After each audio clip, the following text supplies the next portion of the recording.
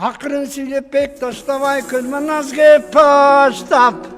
Сүймөн Кулчокмуров, Арно, Саякбай Каралаев.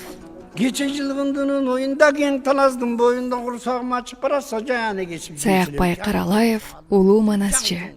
Аны көбүнчө 20 кылымдын Гомери деп аташат. Саякбай килемде колун тизесине коюп отурат. Көзүн жумуп, улуу эпос аламына сугарылып, ата бабасынын энергиясын өзү аркылуу өткөрүүгө, кыргыз элинин руханий казынасына элди тартууга даяр. Анын аңгемесинде Манас менен душмандын күрөшү кызуу жүрүп жатат. Туулган жер үчүн, ынтымактуу элдин келечеги үчүн күрөш жүрүп жатат. Каныкей салгылаштын жыйынтыгын сол жагынан карап турат. Оң жакта күрөшүп, жеңилип калгандар. Түстөр жана формалардагы экспрессия, күн менен түн, жарык менен караңгы, таналдык кескин айкалыштар жана контрасттар картинадагы образдарга корчтукту кошумчалап турат. Манас тууралуу Чыңгыз Айтматов мындай деп айткан: Каралаевдин айтуунугу руханий күйүп жанууга толуп турат.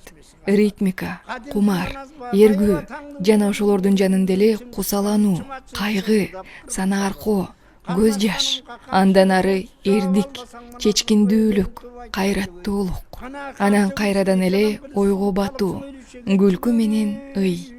Манасчынын образы ал, көбүн эсе символ.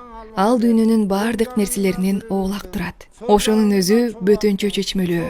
Бүгүнкү күндө алдыбыздагы иш улуу эпоска жана Саякбай Каралаевдин чыгармачылыгына арналган эң мыкты живописдик чыгармалардын бири болуп саналат. Баштаганымдагы чын өзүң көрүп отурсаң калда эмес түңгөлдөп каның көңүл болду.